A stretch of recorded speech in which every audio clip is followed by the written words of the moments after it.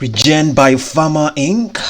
ran up a 62% extension for the session of the 21st of April 2021 and closed at $0.0308, and it has a market cap of $17.6 million. It could be different, and it has a reasonable amount of short volume.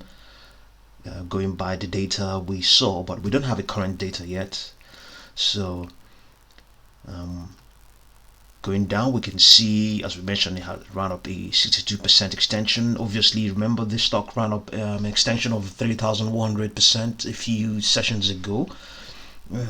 Going down, we can see that the 14-period slow stochastic oscillator has started to retrace, just not far away from the oversold territory. That's because the stock itself has since retraced by 75%. So this 62% extension is just to regain some of those losses. And it says, obviously, it appears to be in a strong bullish trend, no doubt about that. The 14-period slow, its 20-day moving average is upward sloping, and the MACD histogram is above zero, and it's outperforming the S&P 500. The 14-period momentum for Rgbp, as measured by 14-period slow stochastic oscillator, is waning. Yes, this means that investors have been less aggressive in their recent purchases and may even be taking profits from positions but at lower prices. I can imagine those who bought at 0.0021 or something like that, may have since taken profits. Yes. The unbalanced volume indicator is bullish. The slope of the indicator is positive and suggests that buyers are presently more active than sellers. So, going by that, I can simply say that, given all of that, we have been able to determine from this statistical analysis we did that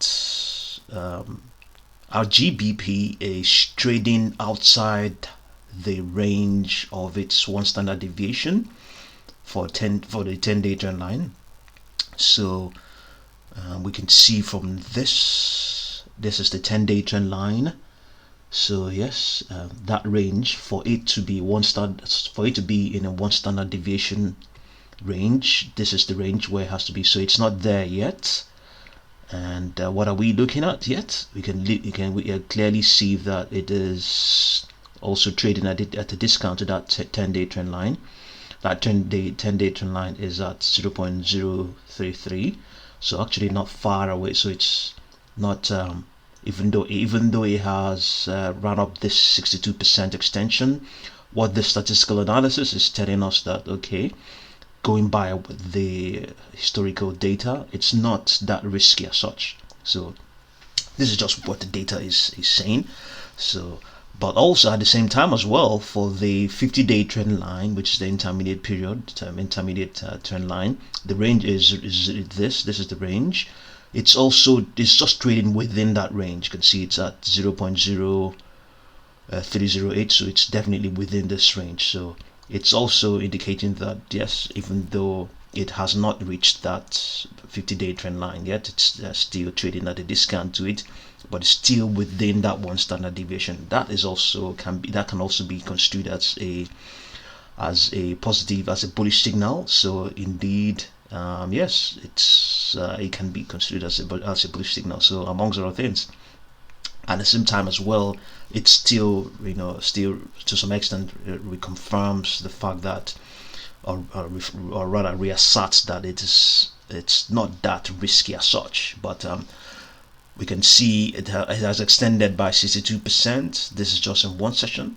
You have to balance that. Balance what these signals are saying, and balance what the basic numerical extension is saying. That so you have to balance that all out and see whether you're still going to get involved and buy the stock or not. So Rgbp trading at a discount to its 10-day trend line only. yeah, I pointed out that it's not okay. You can see this is the 50-day trend line, so this is where it is. So I'm just trying to correct myself. So this is where the 50-day trend line is currently at $0.008. So it is still considered to still be within its one standard deviation. So I mean that's what the data is saying. We may not have we may be wrong, but based on the data we used, it's still within that one standard deviation range. So it's just like I'm just trying to repeat myself again. It's not that risky as such, even though it has run up that 62% extension. So I mean, this is amongst other things, the fact that the stock has also run up. It's run up a huge amount of extension, so that puts that's leaves the range of its data quite wide. So at the same time as well, a lot of things, it just simply says that a lot of volatility, a lot of gaps remain in the data. So prices have traded widely of late. So yeah, you just have to be really careful and just observe, watch, and see how things are going to pan out. It's definitely a highly volatile stock, and if it's highly volatile, there's no doubt that it is indeed highly risky. So we can see its 10-day historical data saying it's 907.5%. So it's definitely super highly volatile. So you decide what you're going to do about Rgbp and decide if you're going to buy or not. Okay, so thank you for watching this video. If you're new to this channel, subscribe, like, and share if you're already a subscriber. Thank you very much for watching this video.